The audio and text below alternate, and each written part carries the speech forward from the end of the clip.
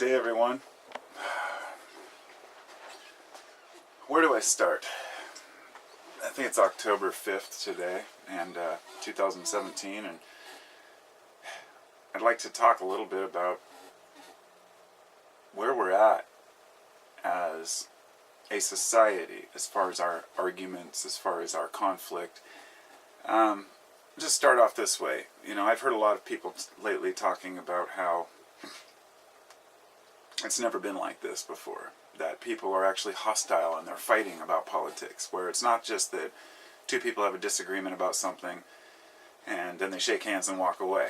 And the question, I guess, that I've been asking is whether or not that's true, whether or not people are really arguing and fighting more today, or if it's just the internet and the world of media that's brought us to the point where we can actually recognize everything that's going on in the world. 50 years ago, you couldn't just turn on the news and see what was happening in the world. You might turn on the very first news and, you know, hear about local events or what they wanted to tell you. And today that hasn't changed, except the internet has brought us the ability to see vastly different points of view. And I think what this has done is put us in a situation where we are forced to either seek out the truth and recognize it and deal with it, or to create a delusion in our minds about what we want to believe. And cognitive bias and confirmation bias, all the fallacies that we use to explain why we think we're right and everyone else is wrong, these are things that we hold within ourselves as individuals, that we think we are righteous, that we understand these things and other people don't. And this is very apparent in left and right politics, but it even goes down into, say, the realms of conspiracy theories. There are some people who realize that there are conspiracies and that the world isn't as it appears, and that there are things going on behind the scenes that, change policies to, to provide for the minorities or the elite, and that the rest of us are just kind of screwed with. And, this is all true. But then there are people who take it to the extent that everything is a conspiracy, and part of that is believing that they're part of a group, that they're in the know, and that other people aren't. This isn't all people. I'm just using an example. With some people, if you even question one of their conspiracies or ideas, even if something just happened yesterday, they know exactly what happened, how it happened, why it happened, because that's what they believe. Politics are the exact same way. Anybody who's been a conservative for a long time, has a hard time seeing things from a liberal point of view, because they're seen as the other side, the enemy. And likewise with liberals, or what people who associate themselves as liberals, anybody who's conservative or rich or the elite is part of the problem. And there are people who won't trust a person merely because they're rich, because they have money, And that's the suspicious world that we've grown up in. So the question that I'm posing is, are we really fighting more?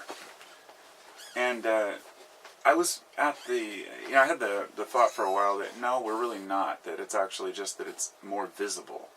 But I think we are, and I was looking back to the 80s, the 70s, when, or at least, historically, I was born in 75, so, I was young then, but this was around the time when the parents and the nation, we started to feel a little more comfortable about where we were at. I mean, sure, the Vietnam War had just ended, but beyond that, there wasn't a lot of conflict and strife going on in the nation, that, except for that which people fighting for their rights, for voting rights, civil rights, all these other things. Of course, there was plenty going on, but that was hidden from the general public, and we were given kind of a false image of this white picket fence nation, that everyone, the nuclear family with 2 kids and a 2-car garage. It's just, utter nonsense. But as people had more time on their hands and they were able to do more thinking and really experience life, go camping, enjoy themselves more, they started to say, hey, wow, I was raised in a very tough situation, and I was always told to work hard, and I was always told to follow. And then the parents of the 60s woke up to the fact that the world isn't as it seems, and people need to be respected for who they are as individuals. That we're not just numbers, we're not just sheep. And so they promoted self-independence, and especially with children. Through the 80s and 90s, it was I should say at least the 80s, kind of, it was the me generation, but that was maybe a byproduct of us saying that we need to love ourselves more, that we need to respect ourselves, have a high self-esteem. I mean, self-esteem was a huge thing. It always has been, but really it wasn't a major topic of conversation before, the past century. People didn't have time to, revere themselves. They were working. They were just trying to be part of the system. Go to college, get a good job, retire, be part of your community. But people wanted more, so the kids, at least my generation, was brought up to say, be an individual, respect yourself, think for yourself, think outside the box. And then my generation comes into the reality of the world where if you want to be successful monetarily, financially, or be confident in having a certain ability where you can get a job, you realize that independence doesn't go anywhere in the workplace. And so, even though we'd learned how to think outside the box, society hadn't caught up to that yet. And now in the last 10 years, that's changing. Computer, especially with Silicon Valley, where you're not just hiring people because they have marks on a paper, and because they say, look at how much education I have, and look at the grades I got. It's more about what kind of a person are you? How innovative are you? And employers today in many industries are much more likely to have you write an essay about why you want to work there than actually give you a work history. It gives you a much better view of, the person. But, little trick questions and, we're testing to see people's values morally, because there's such a vast difference in what we consider to be right and wrong. So we start to debate these things, and when we start to see that the world isn't as we thought it was, often people will fight back strongly against that and talk about how everyone is corrupt and then the whole world's out to get them, and get sucked into the victim role. I can't get a job because the Illuminati makes it too hard. That's kind of a joke, but we really do have a certain amount of independence, and thinking outside the box is crucial. But there is something to be said about people as a whole, as society as a whole. So if we want to think that we have it figured out, we know exactly what's important, and that the other half of the population, or 90% of the population, they're all wrong, they're all sheeple, and we know better, we have to really think that through and say, maybe there's something we're missing. It brings back this quote I've mentioned a few times, which I don't agree with, but it kind of has a ring of truth to it to an extent. It's if you're under 30, or if you're under 20, if you're under 30 and not a liberal, then you have no heart. And if you're over 40 and not a conservative, then you have no brain. And no, I don't agree with that completely. But what it's the metaphor it's conveying there is, I guess the idea is, as we grow older, we realize that no, you can't just as a society say, well, we need to give all this money to the poor, and we need to give all this money to these people, and we need to save everyone and help every whale and fix every species and fix every problem. We are the keepers of each other and of the planet. But who decides who's worth saving? Because when we start bailing a bunch of people out with, let's say, tax money, for example, a lot of people complain. They say, I can't afford these taxes. I can barely afford to eat and to live. Why should I be paying for somebody else who's just sitting on their couch lazy and doesn't want to get a job? That's the mentality. Of course, that's not the reality. In some cases it is, but the more you look into it, you realize, well, a happy society, a healthy society is a more productive society. But how much can we just keep pumping money and resources into, keeping everyone going and trying to make sure everyone has equality? Because the world isn't equal, and I think that's what that little quote kind of means. The world's not equal. People aren't equal. And I don't mean that people aren't born with equal rights or shouldn't be entitled to equality, but people are different, and in that very essence, they're not equal in the way that they operate in life. Some people have a negative view that money is all that matters. They will roll over anybody to get their money. Those are people who I would consider to be missing the whole point of life, but who am I to say? because it may work for them. That's kind of where, he's starting to see things not just from the perspective of ourselves and those around us, but the people we completely disagree with. So if we really want to understand the world to the best of our ability, we have to put ourselves in the other shoes of the people that we disagree with, the people we despise. If you can't stand some particular news channel or station, then watch it once in a while to get that side of it, so you're not just being told what other people are saying, because that's what it is. We have huge groups of people who are saying, this is what the liberals want. But the liberals are millions of people, hundreds of millions of people, billions of people worldwide. If you want to consider yourself a liberal, then you have to associate what does that mean, and what we're doing is we're trying to label everything.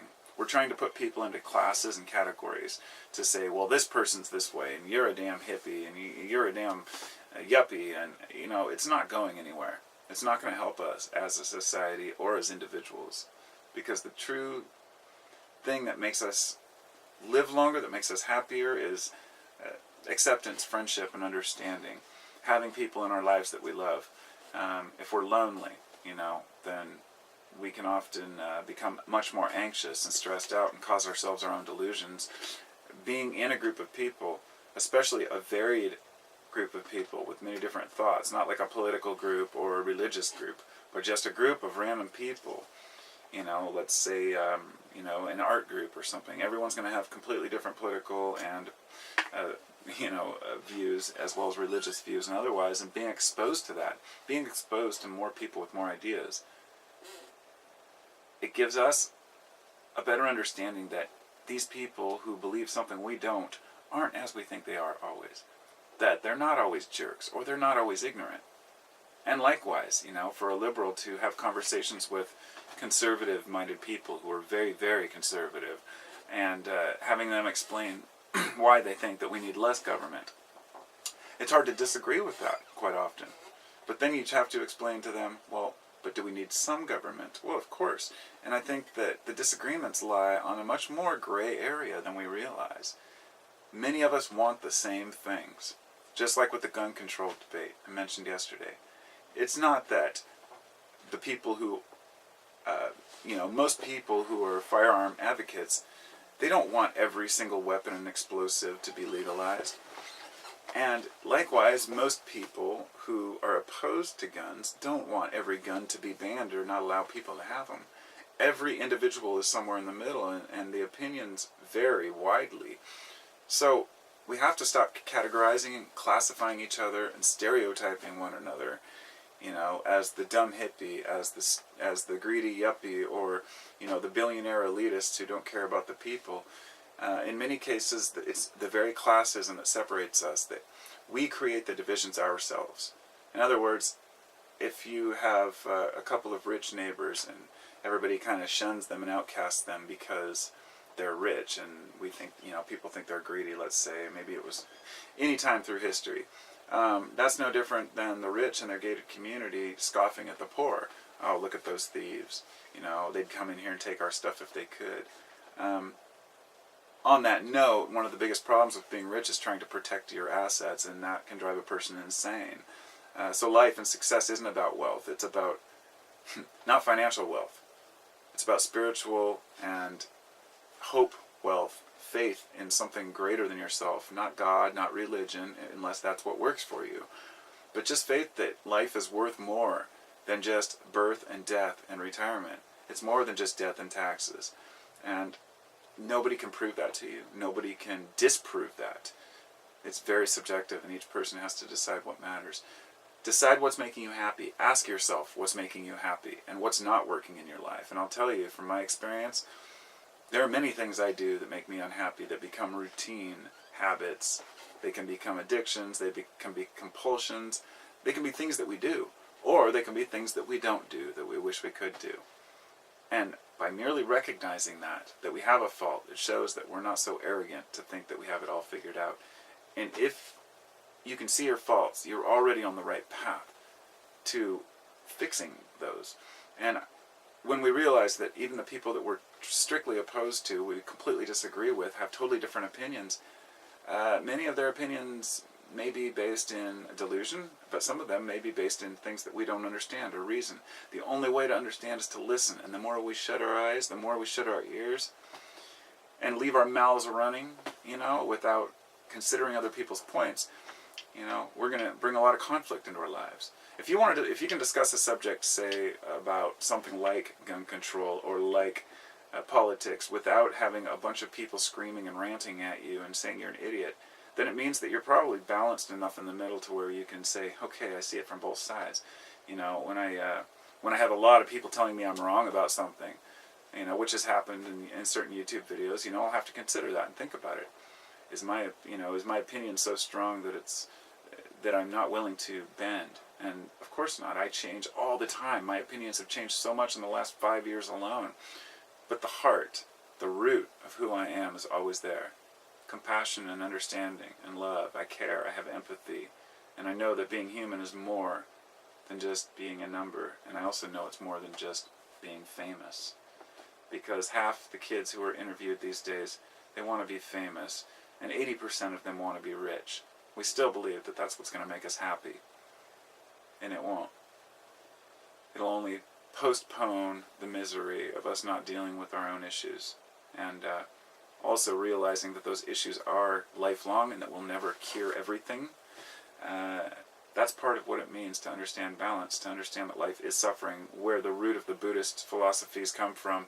Not that we are always suffering, but that suffering will always be there, and it's how we deal with it that matters. So, have a wonderful day, everybody, and keep your chin up. Stay cool. Peace.